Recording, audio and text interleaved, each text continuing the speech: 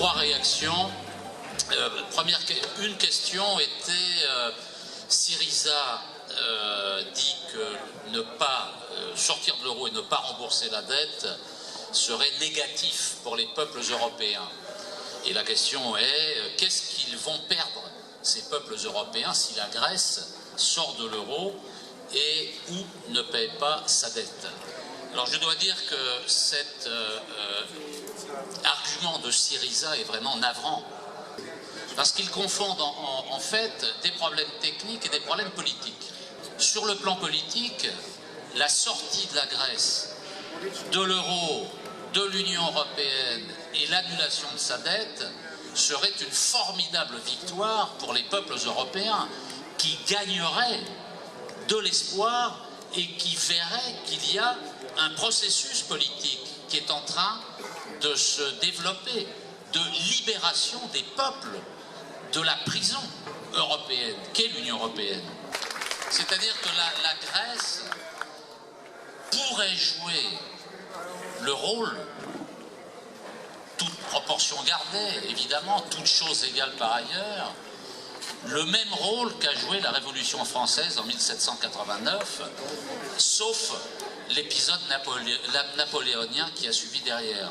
Ou le printemps des peuples de 1848, qui s'est répandu en Europe comme une traînée de poudre. Donc nous, en France, et je pense que c'est le cas dans d'autres pays, nous attendons énormément du peuple grec. Sur le plan technique maintenant, il faut, les pays de l'Union européenne sont engagés vis-à-vis de la Grèce de deux manières.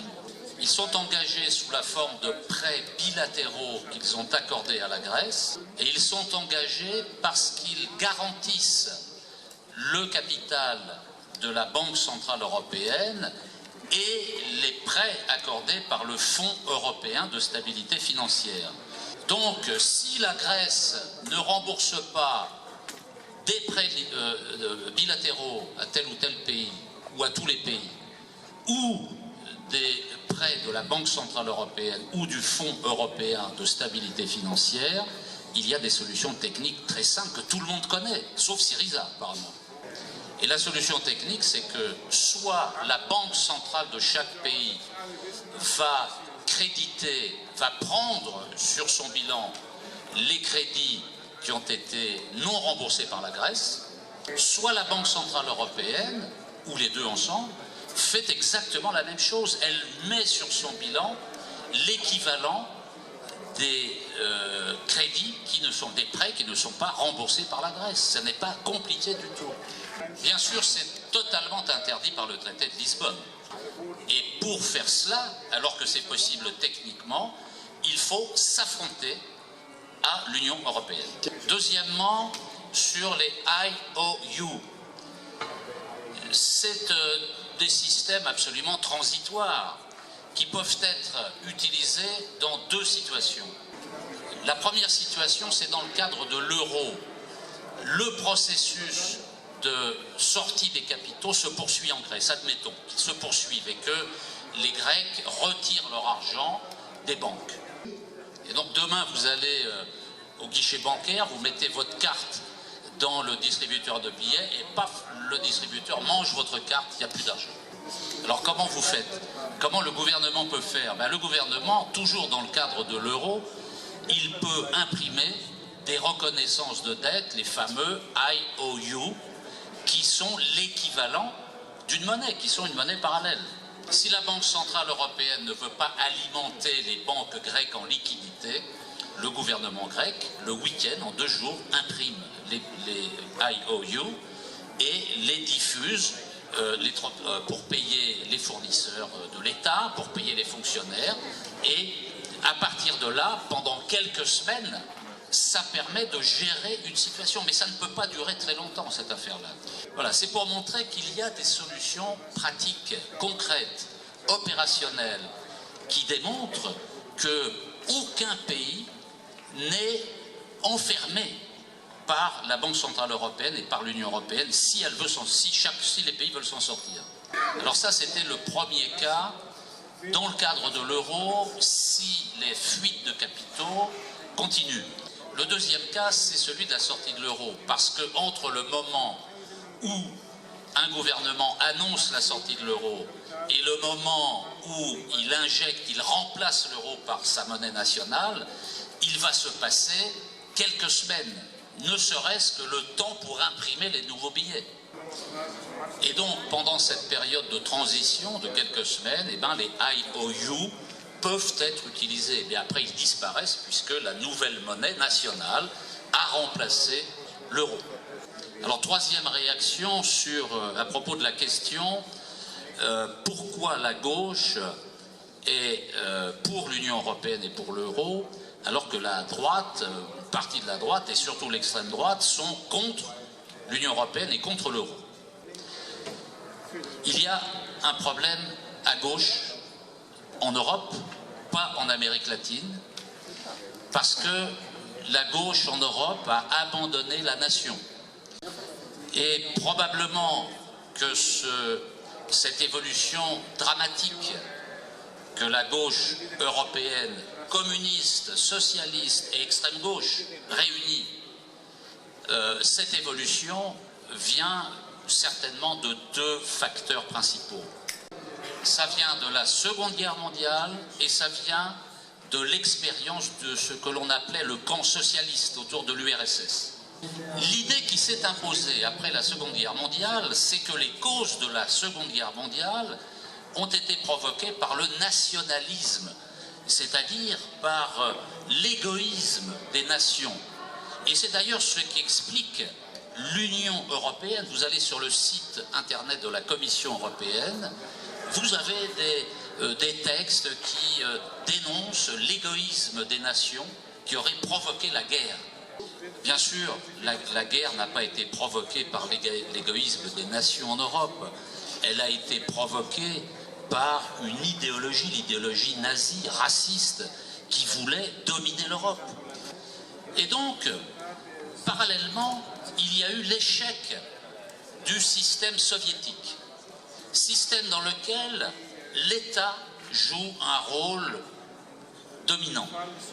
Et donc, les forces de gauche, communistes, socialistes, extrême gauche, ont mélangé les deux choses, la nation et l'État, et ont considéré qu'il fallait diminuer les souverainetés nationales, diminuer le poids de l'État pour éviter ce que certains appellent le totalitarisme. Et donc, la gauche est devenue contre l'État et contre la nation. Et tout à l'heure, notre camarade a cité Hayek, un texte de 1939. Alors, c'est drôle parce que dans les feuilles que je n'ai pas lues tout à l'heure, pour raccourcir mon intervention, j'avais précisément repris une citation de Friedrich von Hayek de 1939. Je me permets de la lire, c'est 3 lignes. Alors, Friedrich von Hayek, c'est le pape du néolibéralisme, pour ceux qui ne le connaissent pas. Alors voilà ce que dit Hayek en 1939. Il dit « La fédération européenne devra posséder le pouvoir négatif d'empêcher les États individuels d'interférer avec l'activité économique. » Et il ajoute « Une fédération européenne signifie qu'aucun des deux niveaux de gouvernement, fédéral et national, ne pourra disposer des moyens d'une planification socialiste de la vie économique. Ce qu'il faut comprendre, c'est que l'essence de l'Union européenne, c'est la destruction des souverainetés nationales. C'est le but. Il ne peut pas y avoir de négociation avec eux. Il ne peut pas y avoir de modification du système européen de l'intérieur. Il faut le détruire. Et l'extrême droite dans cette affaire, l'extrême droite, est-on vraiment sûr qu'elle est pour la sortie de l'euro et de l'Union européenne? Parce que si on prend l'exemple de la France avec le Front National n'est pas pour la sortie de l'euro et de l'Union européenne. C'est une véritable mascarade organisée par les grands médias, le Parti socialiste et la droite, pour attribuer le monopole de cette idée à l'extrême droite, alors qu'en réalité, quand on regarde le programme du Front National, il n'est pas pour la sortie de l'euro et de l'Union européenne. Et il y a un argument pour le démontrer. Quand le Front National et Marine Le Pen parlent de sortie de l'euro et de l'Union européenne, ils disent toujours une sortie groupée. Or, une sortie groupée, ça veut dire plusieurs pays en même temps, c'est une impossibilité politique, parce qu'il n'y a pas de pays qui veulent sortir de l'euro. Ça n'existe pas aujourd'hui. Unilatéralement, pays après pays. Et donc il faudrait étudier de près les programmes de l'extrême droite, au lieu de faire comme en France une certaine extrême gauche qui critique l'extrême droite avec des arguments moraux. Quand 25% de la population en France s'apprête à voter extrême droite, il faut respecter le peuple qui vote pour l'extrême droite. Et il faut lui donner des arguments, pas des slogans que personne ne comprend et que personne ne croit. Την ίδια στιγμή θα πρέπει να σεβόμαστε όμως τους ανθρώπους οι οποίοι πάνε και ψηφίζουν την άκρα δεξιά και άρα να τους δίνουμε επιχειρήματα και να μην τους απαντάμε με συνθήματα. Et puis pour terminer, l'extrême droite ne propose pas de sortir de l'ordre néolibéral mondial.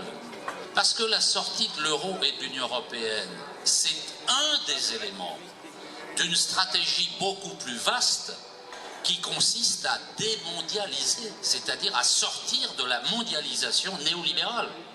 Mondialisation néolibérale qui met en concurrence les peuples entre eux. Ce que veut l'extrême droite, ça n'est pas diminuer la concurrence entre les peuples, c'est au contraire de l'accélérer. Et donc, pour le dernier mot, il ne peut pas y avoir de confusion entre l'extrême droite, et je ne dirais pas la gauche, parce que en France, la gauche, c'est mort. On ne peut plus se recommander de la gauche. Il faut trouver une autre appellation. Il ne peut pas y avoir de confusion. Les choses sont parfaitement claires.